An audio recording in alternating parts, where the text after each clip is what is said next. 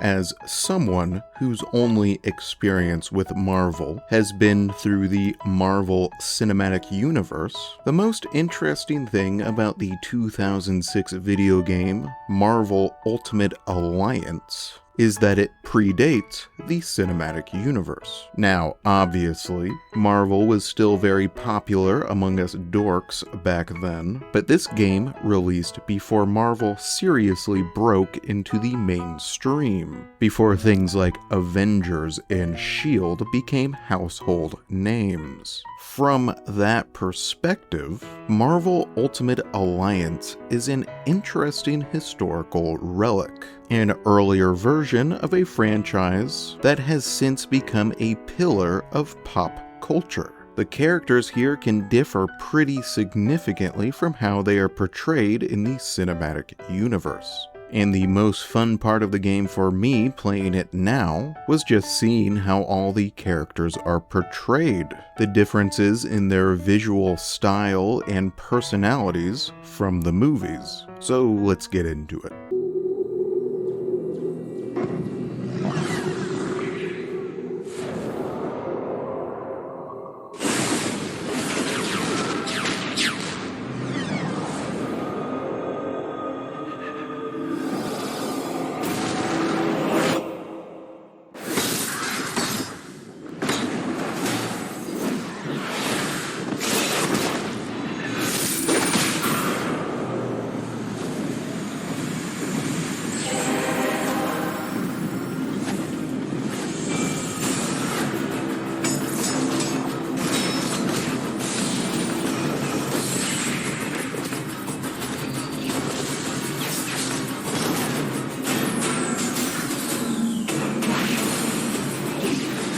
This fall,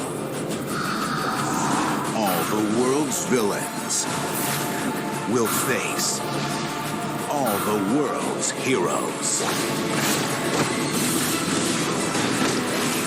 You choose the team. Let's tear them up. You determine the outcome.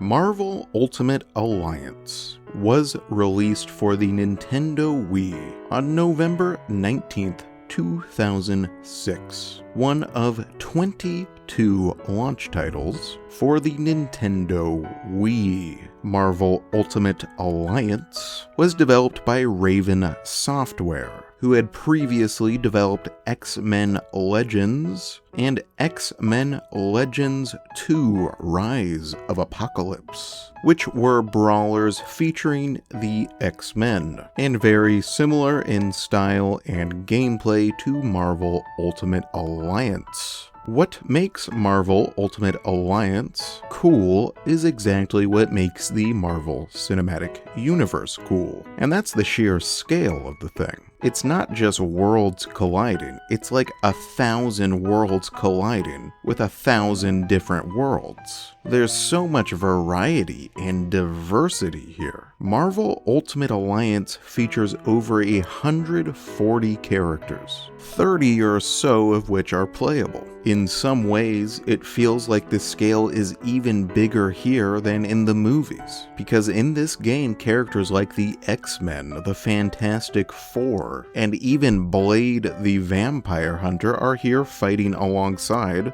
the Avengers. It's also interesting to see which characters were left out. Some Marvel characters that have achieved massive popularity through the cinematic universe are completely absent here, like the Guardians of the Galaxy. And some very popular characters are present but not playable, like Doctor Strange. The game serves as an interesting portal into superhero popularity at the time. It's interesting to see which characters the developers decided were popular enough to include. There are some weird ones in here, like Electra and Ghost Rider. The gameplay itself is pretty straightforward. You walk around and you beat up bad guys. That's it, but that's all it's really gotta be. The combat system is purely functional. The heroes' movesets all look pretty cool, and there's a decent diversity in their abilities. I did find a lot of their special abilities to be a bit too slow to really be useful, and a dodge button or evade of some kind would have gone a long way to making combat feel more fluid, but it's all fine for what it is. I do need to talk about the Wii version here, because the motion controls are pretty rough. Basic attacks are executed with a button press, but all of the special attacks are used by swinging the Wiimote up, down, left, or right. I would say it works about 60% of the time. Usually you're getting the move off you want to, and even if you don't, the character will usually do some kind of attack.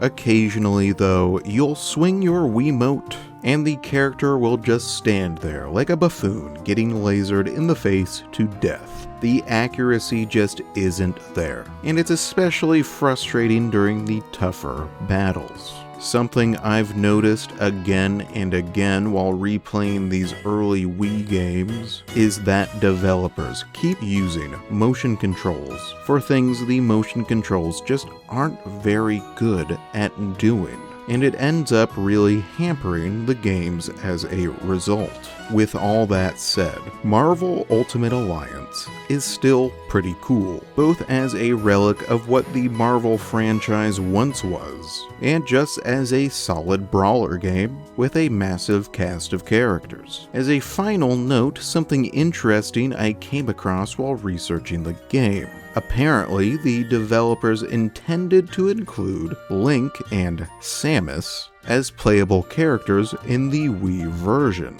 They even modeled and created basic movesets for both of them. Nintendo shot down the idea, supposedly because the developers showcased a demo of Link and Samus in the game using a PlayStation system, and there was some kind of confusion about exactly what the developers were trying to do.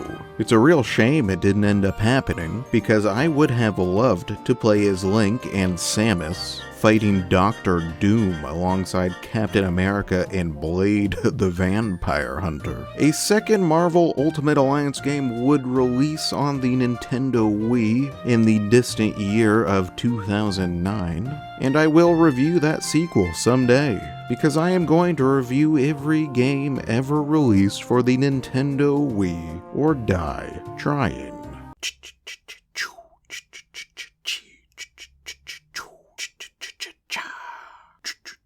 Oh yeah.